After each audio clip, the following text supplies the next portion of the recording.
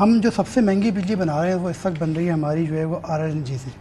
LNG کا جو rate اگر ہم دیکھیں تو تقریباً 24 روپے کی بجلی بنتی ہے, اور جو ہمیں کاسٹ کر رہی ہوتی ہے پبلک کو 62 روپے کی کر رہی ہوتی ہے. تو یہ جو 48 روپیز کا فرق ہے نا, یہ سارا کا سارا وہی ہے جو کہ عوام جس کو کہتے ہیں کہ جی سر چارجز ہیں, کیپیسٹی چارجز ہیں, فیول کاسٹ ہے, فیول سر چارج ہے, ٹیلی ویژن فیس ہے, یہ سب کی سب اماؤنٹ جو آ رہی ہے وہ وہاں سے آ رہی ہوتی ہے. 48 کا فرق کیوں ہے؟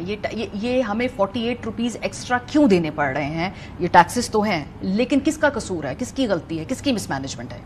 سمپل سی بات ہے, یہ انہوں نے اس بات کو جج ہی نہیں کیا کہ انٹرنیشنل پرائسز کیا ہو رہی ہیں. جب ایک ملک میں سولر لگ سکتا تھا اور آپ نے قادم سولر لگایا تھا تو اس وقت آپ کو سولر پہ جانا چاہیے تھا اور زیادہ محنت اس پہ کرنی چاہیے تھی. ہم نے جو کچھ بھی کیا سب امپورٹڈ فیول پہ کیا. سی پیک کے جتنے بھی معاہدے 10,000 میگا واٹ سارے کے سارے امپورٹڈ کول کے اوپر ہوئے, RLNG کے اوپر ہوئے, وہ سب کے سب امپورٹڈ تھی. آپ کی لوکل کول کی پرائس جو ہے وہ آدھی ہے امپورٹڈ کول سے. ابھی گیس کی آپ بات کریں 12 روپے کا یونٹ بنتا ہے گیس سے, LNG سے جو ہے وہ 24 روپے کا یونٹ بنتا ہے. کہ الیکٹرک کے 2 پاور پلانٹ جو ہے ایک سائٹ میں اور ایک کورنگی میں وہ خالی پڑے ہوئے ہیں کیونکہ ان کے پاس گیس ہے نہیں. RLNG سے بنائیں گے تو 24 روپے کا کاسٹ کرے گا, نیچرل گیس سے بنائیں گے تو 12 روپے کا کاسٹ کرے گا. تو یہ بہت بڑا فرق ہے. پھر جو ہم ایگریمنٹ کر کے بیٹھے ہوئے ہیں ابھی نیپرا کی رپورٹ جو ہے وہ 2,112 ارب روپے ہم نے جو ہے کیپیسٹی چارجز دینے, اور بل کتنا ہے ہمارے پورے سال کا, وہ 1,000 ارب روپے. تو دگنے چارجز ہیں ہمیں پے کرنے پڑیں گے. کیپیسٹی چارجز آسان زبان میں یہ وہ چارجز ہیں جو ہم نے معاہدے کیے ہوئے ہیں اور ان کی ہم نے قیمتیں ادا کرنی ہیں, یعنی کہ وہ اس سے زیادہ ہے, اوریجنل بل سے دگنی وہ قیمتیں ہیں جو ہم نے ان معاہدوں کی ادا کرنی ہے. یہ ٹھیک انڈرسٹینڈ ہے؟ یہ ہم نے معاہدے کیے ہوئے, ہم ان سے بجلی لیں یا نہ لیں ہمیں پیمنٹ کرنی پڑے گی. اور یہ تو ابھی PTI کے دور میں یہ ہوا تھا کہ ان کا جو ڈالر ایکسچینج کا ریٹ تھا وہ 148 پہ کیپ کر دیا گیا تھا. اگر وہ آج 290 کی ریٹ کے اوپر یا 300 کی ریٹ کے اوپر ہوتا تو جو کیپیسٹی چارجز ابھی ہم پے کر رہے ہیں 2,000 کے شاید وہ ہم 3,000 روپے سے زیادہ کے پے کر رہے ہوتے. اور یہ آنے والے آئندہ سال میں ایسے مزید ہوگا کیونکہ جو ہم کیپیسٹی چارجز ہیں ان کے پاس 22% شرح سود دے رہے ہوں گے. پھر یہ ملک میں تقریباً 20% انفلیشن ہو رہی ہوگی, اس کا بھی امپیکٹ آگے لوگوں کے اندر آ رہا ہوگا. بجلی مہنگی ہو رہی ہوگی, یعنی کہ فیول کاسٹ بھی مہنگی ہو رہی ہوگی, ایگریمنٹ بھی مہنگے ہو رہے ہوں گے. تو اب ہمیں اگلے سال تقریباً 4,000 ارب روپے کا انتظام کرنا پڑے گا. اس میں بجلی کے ریٹ بھی مہنگے کرنے پڑیں گے جو اس پہ یعنی کہ ابھی اس سے وصف جو ہمیں IMF نے کہا تھا کہ آپ 2,310 ارب کے اوپر اپنا سرکولر ڈیٹ کیپ کریں, وہ اسی سال کے اندر جو ہے 160 بلین اوپر چلا جائے گا. اس کے لیے 2 روپے الگ سے بجلی مہنگی کرنی پڑے گی, جبکہ 5 روپے کا ویسے فرق آ رہا ہوگا. تو 5 سے 7 روپے میں بجلی جو ہے وہ جولائی اور اگست کے درمیان مہنگی ہونے کا خدشہ ہوگا. اور اگر آپ نہیں کریں گے تو پھر آپ کو جو ہے وہ IMF سے پروگرام میں مشکل ہوگی. پھر اگر نہیں ادا کریں گے تو آپ کو ان کا بینکوں کا سود دینا پڑے گا.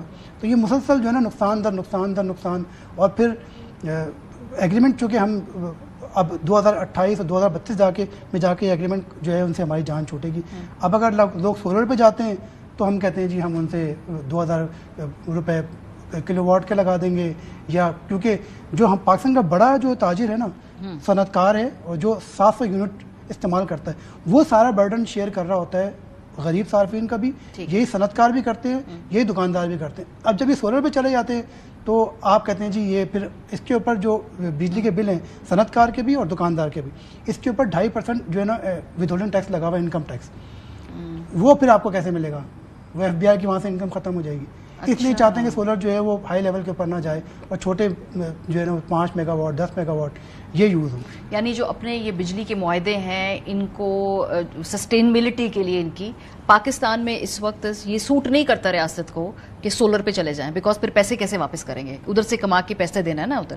یہ ٹھیک اسیسمنٹ ہے, یہ آسان زبان میں اگر لوگوں کو سمجھانا. سب سے آسان کام ہے ہر چیز بجلی کے بلوں میں ڈال دو, ہر چیز. بجلی کی فیس ابھی تو ریڈیو کی فیس بھی آنے لگی تھی بجلی کے بلوں میں. تو جو چیزیں آسان ہوتی ہیں نا اس میں آپ تمام کے تمام ایگریمنٹ ڈال دیں, تمام کے تمام وصولیاں ڈال دیں بجلی کے بلوں کے اوپر, اور وہ لوگوں سے لیتے رہیں. یہ مجھے بتائیں جان کب چھوٹے گی ہماری اس, کیونکہ جو ہم نے معاہدے کیے ہیں ظاہر سی بات ہے پاکستانی اسٹیٹ کی کمٹمنٹس ہیں وہ تو پوری کرنی. یہ کب تک ہے یہ ہماری جو کمٹمنٹس ہیں, اور یہ کب ہماری جا کے معاہدے جو ہیں میچور ہوں گے؟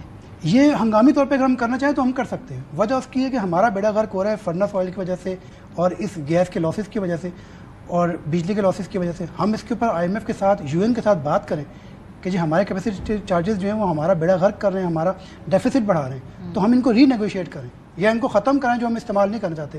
دنیا میں فرنس آئل کہیں یوز نہیں ہو رہا, 3-4 ملکوں میں افریقہ میں یوز ہوتا ہے. تو ہم ان سے جان چھڑائیں, ان کے کیپیسٹی چارجز ہم کیوں دیں؟ لیکن معاہدے کیے ہوئے ہیں نا, کیسے کر دیں, کب تک کے معاہدے, 2023 تک کے, 2028 تک کے ہیں, 32 تک کے معاہدے ہیں. لیکن یہ ری نیگوشیٹ ہو سکتے ہیں. وجہ اس کی ہے کہ آپ دنیا میں سب سے زیادہ تباہ آپ ہوئے ہیں کلائمیٹ سے. $30 بلین کا نقصان پاکستان کو ہوا ہے, اور ہمیں آئی ایم ایف سے یہ بات کرنی چاہیے ہنگامی بنیادوں کے اوپر کہ آپ ہمارے کلائمیٹ چینج کے اوپر نقصانات کے بعد ہماری ان چیزوں سے جان چھوڑائیں, اور ہم بات ہو سکتی ہے انٹرنیشنل لیول کے اوپر یہ باتیں ہو سکتی ہیں. بہت شکریہ. شعیب نظامی صاحب ہمارے ساتھ موجود تھے. افغانستان کے اندر بجلی مہنگی کیوں ہے, کس طرح کے ہڈن ٹیکسز, کیا ہڈن کاسٹس ہیں, یہ ہر یونٹ کے اوپر 48 روپیز آپ کیوں ایکسٹرا دے رہے ہیں ٹیکس کے, یہ ہم نے سمجھنے کی کوشش کی تھی.